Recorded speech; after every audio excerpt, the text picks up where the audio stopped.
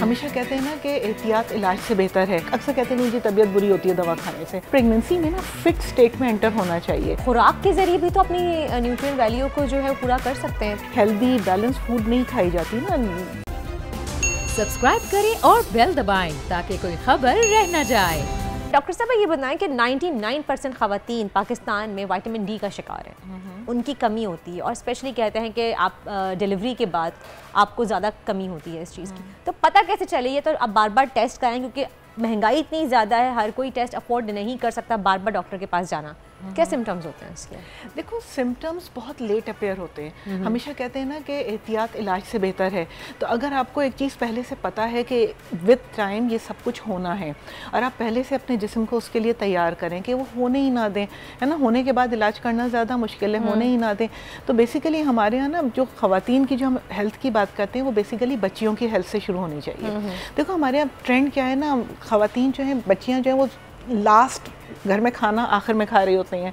पहले मेल जो है उनको खाना मिलता है, उसके बाद में फ़ीमेल को। मैं जनरल उसकी बात कर रही हूँ, एफ्लुएंट लोगों की बात नहीं कर रही हूँ। तो उसमें होता क्या है कि आप लाइफ लॉन्ग आप बिल्ड कर रहे होते हैं डेफिशिएंसी बैंक पर अपना, आप डेफिशिएंट होते जा रहे हैं। उसी डेफिशिएंट स्टेट में आपकी शादी कर दी जाती है, उसी में आपकी प्रेगनेंसी शुरू हो जाती हैं। प्रेगनेंसी जो है वो भी बॉडी के ऊपर एक स्ट्रेन है, ठीक है ना। बच्चा आपके जिस्म से कैल्शियम, आयरन, जो भी न्यूट्रिएंट्स उससे चाहिए वो तो अपने ले लेता है।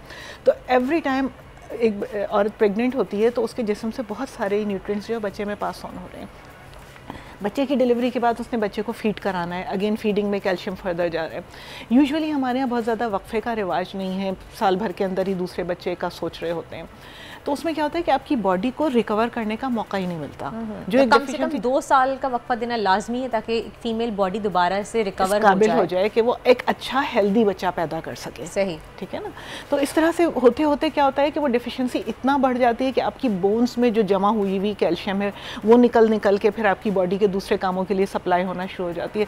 तो आप दीवार में से सीमेंट सारा निकाल लें तो पीछे क्या रह जाएगा? फिर पीछे तो रेत ही रह जाएगी ना। लेकिन डॉक्टर ड्यूरिंग प्रेगनेंसी आपको, आपकी जो गायनी होती हैं डॉक्टर्स वो मल्टीविटामिन्स भी दे रही होती हैं आपको विटामिन डी की मेडिसिन भी दे रही होती हैं, एक्स्ट्रा मेडिकेशंस तो मल्टीविटामिन्स तो ले रहे होते हैं, लेकिन उसके बावजूद भी क्यों डिफिशिएंसी हो जाती है? देखो नहीं ले रहे होते। बहुत दफ़ा हम दवाएं लिख के देते हैं ना, बहुत आप पेशेंट से पूछो अपने, अक्सर कहते नहीं जी तबीयत बुरी होती है दवा खाने से, तो वो उस टाइम पर नहीं ले रहे होते। एक तो वो रिप्लेस नहीं कर रहे होते, दूसरे तो एक ये बड़ी वजह भी है। हाँ, नहीं ले रहे होते। मतलब आयरन हम लिखते हैं, आयरन की 90% टैबलेट्स डस्टबिन में जाती होंगी, नहीं खाते। हाँ, तो दवाइयाँ वो खाना उस टाइम पे वैसे ही नोजिया वॉमिटिंग चल रहा है, तबीयत सही नहीं है, उस वक्त फिर मैं कहूँगी जी दवाइयाँ खाएं जिससे GI अपसेट ना, मतली हो रही है, उल्टी हो रही है, पेट गड़बड़ हो रहा है, तो वो और भी टॉलरेट नहीं होती।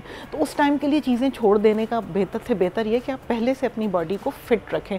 देखो प्रेगनेंसी में ना फिट स्टेट में एंटर होना चाहिए। आप पहले ही से कमज़ोर थका हुआ खिलाड़ी एंटर करें किसी भी गेम में तो वो अच्छा नहीं खेलेगा ना। तो फिट स्टेट में जो है प्रेगनेंसी में एंटर होना चाहिए। तो उसके लिए पहले से आप बिल्ड करो हेल्थ, अपने आप को हेल्दी रखना चाहिए। लेकिन अगर आप कह रही हैं सपोज कि अगर मेडिकल हम मल्टीविटामिन्स मेडिसिन नहीं लेते हैं, मेडिकली जब आप प्रेग्नेंट होते हैं आपको कहा जाता है, तो हम खुराक के ज़रिए भी तो अपनी न्यूट्रिएंट वैल्यू को जो है वो पूरा कर सकते हैं। तो कैसी खुराक का इस्तेमाल करना चाहिए? प्रेगनेंसी में तो वैसे ही कहते हैं आप सब खाओ पियो, फ्रूट्स का इस्तेमाल करो, तो क्या उसके बावजूद भी डेफिशिएंसी हो जाती है? बिल्कुल। देखो ना, कौन खाता है सब कुछ?